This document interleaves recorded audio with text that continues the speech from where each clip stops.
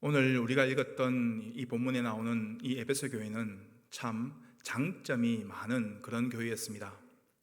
2절, 3절 말씀 보시면 내가 내 행위의 수고와 내 인내를 알고 또 악한 자들을 용납하지 아니한 것과 자칭 사도로 하되 아닌 자들을 시험하여 그의 거짓된 것을 내가 드러낸 것과 내가 참고 내 이름을 위하여 견디고 게으르지 아니한 것이라고 말씀하고 있습니다. 주님을 위한 그 모든 수고와 거짓된 이단의 가르침을 물리치고 진리를 지킨 교회입니다. 그리고 여기에 보면 주님이 안다라는 표현이 2번이나 나옵니다. 사람들은 내가 한 것을 사람들이 몰라주면 섭섭해합니다.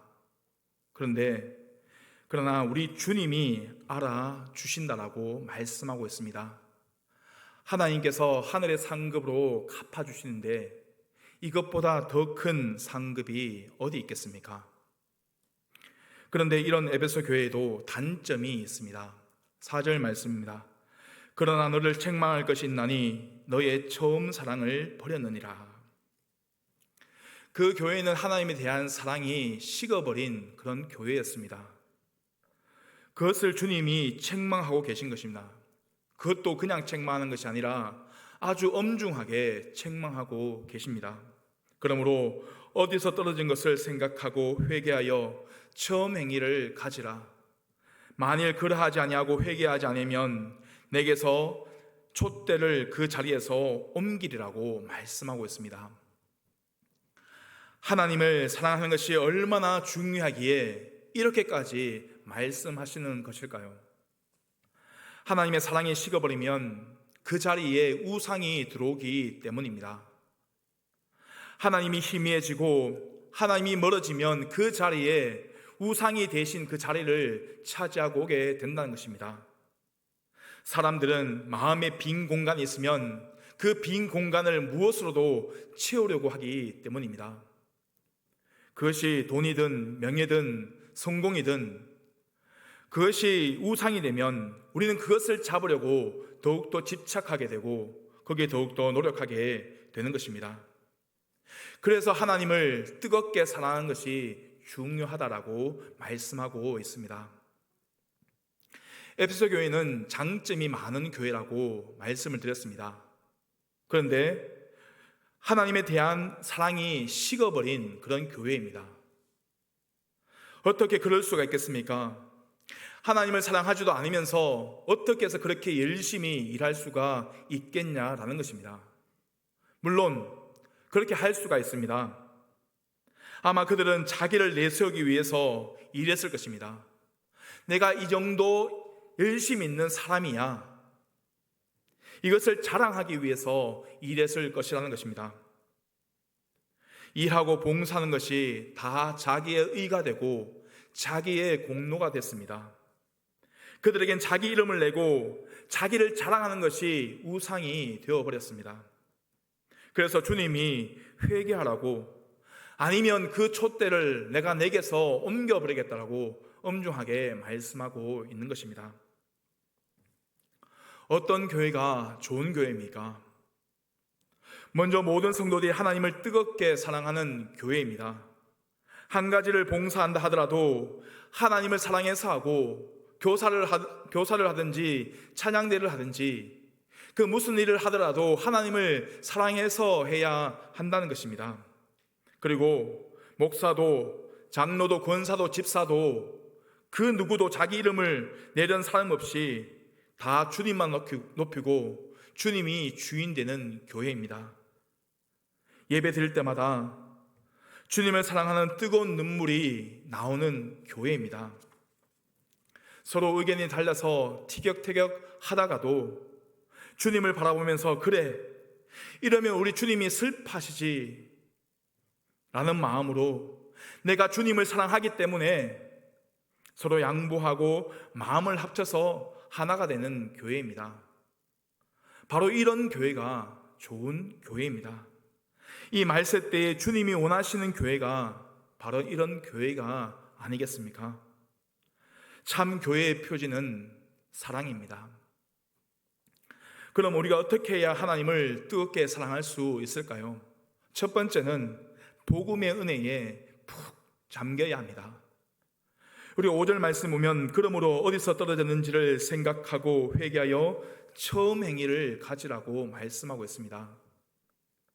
이 에베소 성도들이 처음 행위가 어떠했는지는 사도행전 19장에 잘 기록되어져 있습니다. 에베소는 항구 도시여서 미신이 성하고 점치고 마술을 행하는 사람들이 많았습니다. 그리고 이런 업에 종사하는 사람들이 또 부자가 많았습니다. 그런데 이런 사람들이 예수님을 믿고 나서는 완전히 변해버렸다는 것입니다.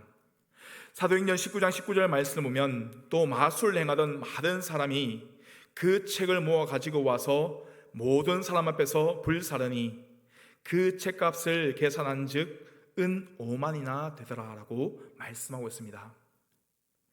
여기서 은 5만이란 돈을 요즘 돈으로 환산하면 약 50억 원이 훨씬 넘는 그런 돈입니다. 정말 상상을 초월하는 그런 엄청난 금액을 그대로 불살라 버렸다라는 것입니다. 그것이 진리가 아니었기 때문이고 이제 그들은 성경을 통해 증거된 예수 그리스도의 복음이 진리임을 확신하였기 때문에, 그리고 살아계신 하나님을 확신하였기 때문에 당시 50억 원이 되는 그 책들을, 그 가치들을 그대로 불살라 버렸다라는 것입니다.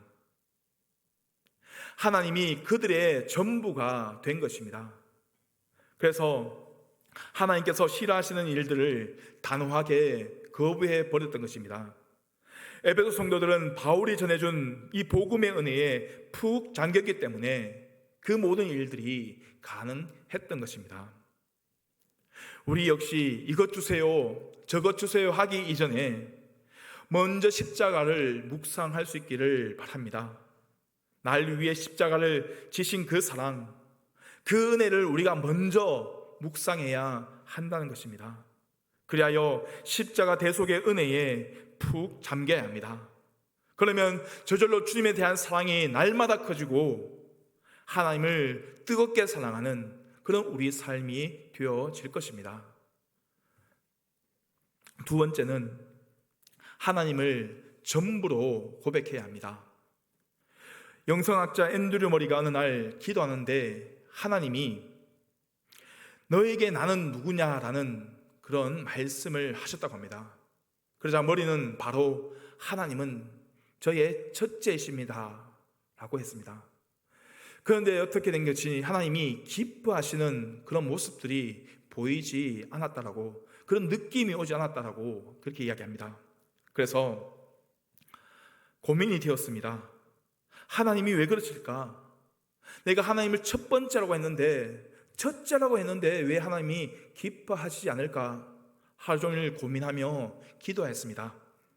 그러다가 순간 깨달음이 왔습니다. 그래서 하나님은 저에게 전부이십니다 라는 고백을 했습니다. 그제서야 하나님이 기뻐하시는 것이 느껴졌다라고 합니다. 하나님은 우리의 첫째가 아니라 우리의 전부가 되셔야 합니다. 그 차이가 무엇입니까? 어떤 목사님이 이렇게 설명했습니다. 첫째라는 말은 둘째도 있고 셋째도 있다는 말입니다. 만약 아내가 남편에게 당신에게 나는 어떠한 존재야? 라고 묻는데 남편이 당신은 언제나 내게 첫째야 하면 아내가 좋아하시겠습니까? 당신이 첫째고 미스 김이 둘째고 미스 이가 세 번째라 그러면 이것은 아내에게 뺨 맞기가 딱 좋은 그런 대답입니다. 하나님과의 우리의 관계도 마찬가지지 않습니까? 하나님이 첫째이고 돈이 둘째이고 명예가 셋째이면 안 되는 것입니다. 하나님은 우리의 전부가 되셔야 한다는 것입니다. 마가복음 12장 30절 말씀 보면 내 마음을 다하고 목숨을 다하고 뜻을 다하고 힘을 다하여 주 너희 하나님을 사랑하라고 말씀하셨습니다. 마음을 다하고 목숨을 다하고 힘을 다하는 것, 이것이 바로 하나님이 전부가 되어야 한다는 그런 뜻입니다. 하나님이 전부가 되면 하나님도 우리에게 자신의 전부를 다 주신다는 것입니다. 이게 중요합니다. 하나님이 제 전부이십니다라고 사는 사람은 진짜 행복한 사람입니다. 세상의 것에 얽매이지 않습니다. 하나님만 바라보며 하나님만 사랑하며 살면 그것처럼 행복하고 기쁜 일이 없습니다. 우리가 하나님을 전부로 알고 살면 하나님도 자신의 전부를 우리에게 주십니다. 7절 말씀입니다. 귀 있는 자는 성령이 교회들이 하시는 말씀을 들을지어다. 이기는 그에게는 내가 하나님의 낙원에 있는 생명나무의 열매를 주어 먹게 하리라. 생명나무의 열매를 먹게 하신다라는 이 말은 하나님 안에 있는 영원한 생명으로 우리를 충만하게 해주신다는 말씀입니다. 하나님 안에 있는 기쁨과 그 능력으로 우리를 충만하게 해주신다라는 말씀입니다. 그래서 하나님을 뜨겁게 사랑하는 것보다 더 큰 축복은 없습니다. 하나님이 제 전부이십니다. 주님이 제 전부이십니다. 이것을 날마다 고백하며 살아가는 우리 모든 성도님 되시기를 바랍니다. 세 번째는 우리는 주님의 기쁨으로 살아가야 합니다. 미국에 아버지와 아들만 사는 가정이 있었습니다. 이 아들은 학생 때부터 이 풋볼을 좋아해서 풋볼 선수가 되었습니다. 그런데 이 아들은 몸도 작고 체격도 작고 그래서 풋볼 하기에 적합하지 않은 그런 몸이었지만 이 풋볼을 워낙 좋아해서 늘 즐겁게 운동장을 달려갔고 또 아빠는 그런 아들을 힘껏 응원했습니다. 어느 날 다른 학교와 시합을 하려는데 코치가 보니까 이 소년이 풀이 주고 있었습니다. 그래서 왜 그러느냐라고 물었더니 방금 병원에서 전화가 왔는데 아버지가 돌아가셨다는 연락이 왔어요 라고 합니다. 코치가 위로하면서 오늘은 벤치를 안 지겨도 되니 빨리 병원으로 가라고 합니다. 그런데 소년은 괜찮다고 하면서 계속해서 고집을 피웠습니다. 드디어 시합이 시작되고 3쿼터가 시작되었습니다. 이 소년은 몸도 약했기 때문에 늘 후보 선수로 있었던 그런 선수였습니다. 그런데 이 소년이 코치에게 오더니 이번 쿼터는 제가 뛰면 안 될까요? 라고 제발 저를 좀 보내주십시오라고 간청을 했습니다.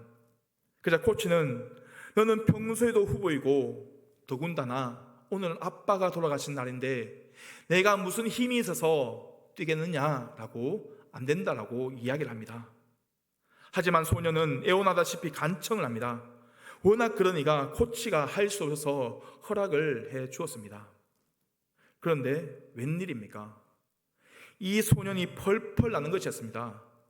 어디서 그 힘이 나온지 모를 정도로 열심히 뛰었습니다.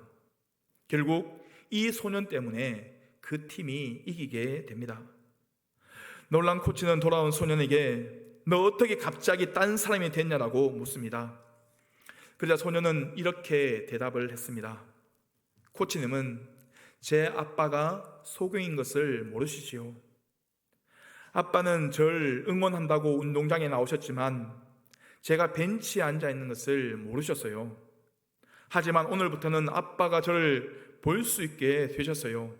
저는 하늘에서 저를 보고 계실 아빠에게 오늘 하루만큼은 제가 열심히 뛰는 모습을 보여드리고 싶었습니다.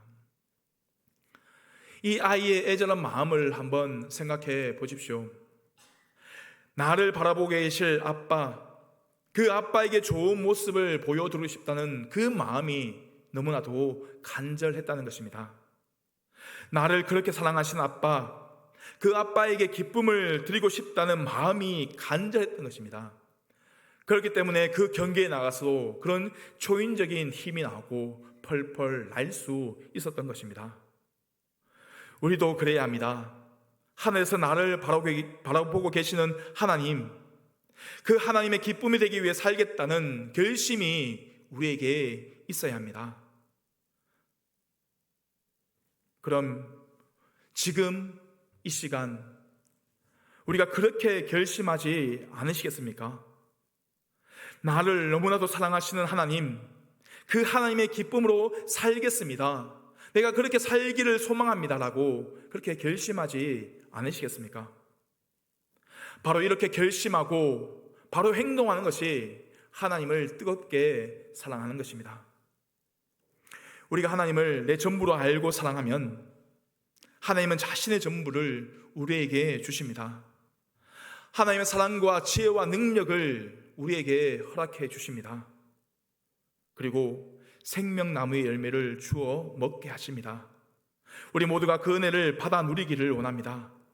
하나님을 뜨겁게 사랑하는 교회, 그래서 이 말세 때를 넉넉히 이기는 우리 교회, 그리고 오늘 특별히 헌신 예배를 드리는 우리 사여전도 회원들이 다 될 수 있기를 바랍니다.